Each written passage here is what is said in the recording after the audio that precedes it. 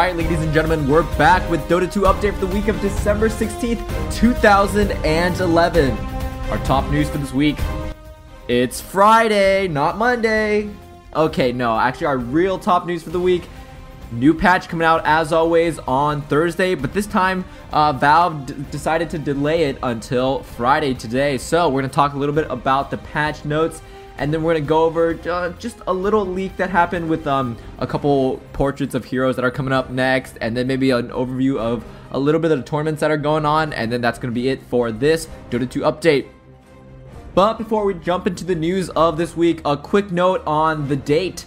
Usually, you know, Dota 2 updates come out on Mondays, but just because of various scheduling reasons, can't even talk, and as well as the fact that Valve comes out with their updates usually on Thursdays, I felt that having a Dota 2 update on Monday is kind of, sort of, you're late to the party, you know? So I'm thinking of changing it maybe to Fridays now, and we'll see how it works. Alright, so jumping straight into the news for this week, Valve has added Ursa Warrior to Dota 2. Ursa, very, very hard carry. They also have a couple of really nice fixes we're going to go over. They fixed Razor's static link not showing the bonus damage, which is really, really good, because when I'm playing Razor, I have no clue how much damage that I've already drained. Also, along with this patch, Valve fixed a Nature's Prophet bug, where he would spawn the maximum amount of tree ants despite only casting it on just one tree. So that's going to help a little bit, I guess, if you're fighting against Nature's Prophet.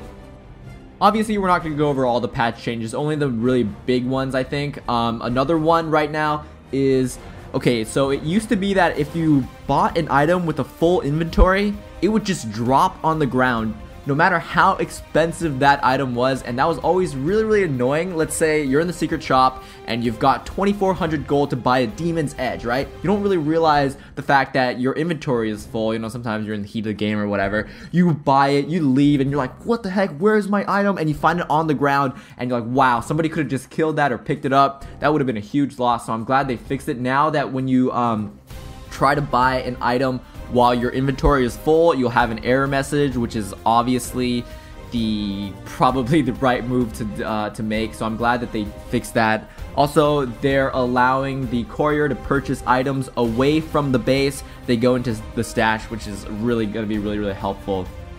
Looks like they've also fine-tuned the victory and defeat animations. They added the animations to creep, so I guess the creeps are going to do something. And then also, they made it so that the units no longer run in place after the game. And usually what happens is, like, the fountain explodes, but everybody's still kind of like running in place, like they're on treadmills or something. And that just looked kind of strange, so I guess they optimized the animations for that a little bit. And the last thing that I just want to mention, they made it so that the game client will remember and automatically rejoin custom chat channels. That's always really, really useful. I hate having to browse through the giant list of chat channels now, some of them with only like one player in them at all times, just to try to find the channel that I want to go to. And now I'm glad that they remember it. One more thing, Valve, please, if you could add timestamps to the chat channel. So right now, when you type stuff in the chat channels, there's no timestamp, so you have no clue when somebody said something. And usually in the channel that I'm in, people are like asking for games, like, hey, do you want to play a game right now? And then I would come back to the channel. I have no clue when that person asked for the game, so I'd be like, yeah, I'm down for a game, like, let's go queue. And then only to realize, oh, that person said that 6 hours ago, and I had no clue. So yeah, so timestamps would be amazingly helpful, and I don't really know why they haven't added it yet, but I'm sure, hopefully, I guess, that's on their bucket list of things to do to add to the channels. Alright, now our second piece of news brings us back a little bit. It's about leaked hero information.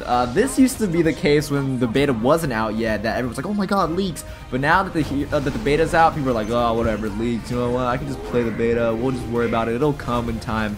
But anyways, we got 2 hero portraits leaked of heroes that have not yet been released.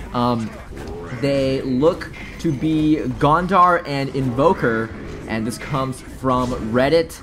So I'm just gonna post the pictures of that. You check that out. I mean, there's not too much else to say about them. I mean, they look cool. as with most hero portraits of Valve. And then our last piece of news is just going to be like a little bit of tournament roundup. It's cool to see that the tournaments are starting to pick up here in Dota 2. We'll see where things go, but recently the Dota Star Championship in Kyiv just happened, and spoiler, if you don't want to know the results of that, close your ears for about 10 seconds. So first place went to Russia's The Retry, and second place went to Na'Vi, and third place went to Moscow 5 M5. So oh yeah, and in fourth place went to Mouse Sports, who now have a Dota 2 team. So it's pretty awesome to see a lot of these esports teams picking up a Dota 2 team, and it's pretty shocking to see that Na'Vi went down. This is the first Dota 2 tournament that they lost, I think, and they got beat by Russia's The Retry in a 2-1 score in the finals. And that tournament featured a pretty hefty prize purse. $10,000 to the first place, $5,000 to second place. By the way, $10,000 to The Retry first place, $5,000 to Na'Vi second place, $3,500 to Moscow 5 third place, and $1,500 to Mouse Sports taking fourth place. So that's a pretty nice wad of cash for those teams. Also, there's another tournament going on right now. It's called the InsideDota.net Invitational. That one doesn't feature as big of a prize purse, but hopefully it comes out with some good games as well. It's got a $1,000 prize purse. And there's some pretty nice teams lined up, just a couple. There are SK Gaming, Mouse Sports, Fnatic MSI, which has a Dota 2 team now, MTW, and F4P, and TEG. And so it's a nice little lineup. First place goes home with $600, second place goes home with $250, and third place goes home with $150. And they also have Luminous doing the English cast, so check that out. It's probably going to be great if Luminous is doing it. I'm sure you'll be able to find it if you just look for InsideDota.net and then like English stream or something. Alright, so I guess with that, that's going to be it for this Return of Dota 2 update for the week of December 16th, 2011. I hope you guys enjoyed this update. I'm trying to get back into things really fast here. And we'll see how this Friday weekly thing works as opposed to Monday. Let me know what you guys think about that. I think it can help, I guess, bring the news to you guys faster in a more relevant kind of time frame as opposed to coming out 4 days later after the patch on a Monday. Alright, and with that said, I guess I'll see you guys next time.